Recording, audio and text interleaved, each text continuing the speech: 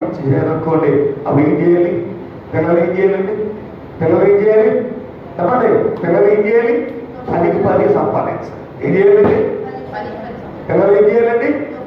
దానికి 10కి 10 అందరూ దేవుడికి స్తోత్రం.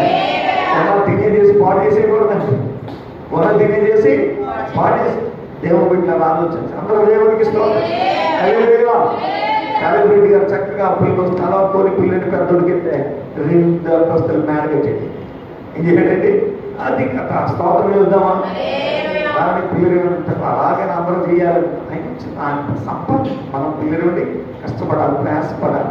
ప్రభు మనం ఏ మార్గం నడిపిస్తాడో మాట్లాడటానికి పిల్లలు మన మొక్క పిల్లలు మనం దృష్టి పిల్లలు దాని మీద ఉండాలి. అటు ఇటు ఇటు అది ఏమాత్రం కూడా తొలగిపోకూడదు. అందరూ దేవుడికి స్తోత్రం. ఆహారంలోనికి వెళ్తే ఆ జలనదుల్లోనికి వెళ్తే అప్పుడు ఏమవుతుంది చెప్పండి? వారి కడుపుల్లో నుండి బయటకు వస్తాయి. దేవుడికి స్తోత్రం.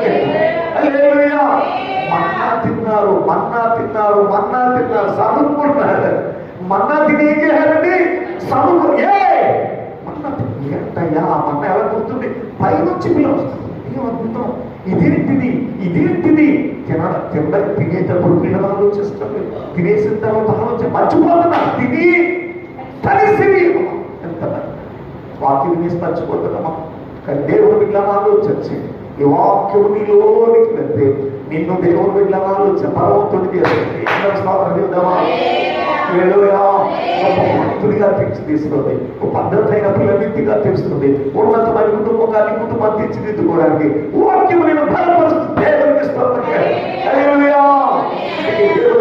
దేవుడి బిడ్డలారా ఆలోచన చేయండి పిల్లరా. భక్తుడు పాడతాడు పాట. భక్తుడు అంటాడు, నీ వాక్యమే నన్ను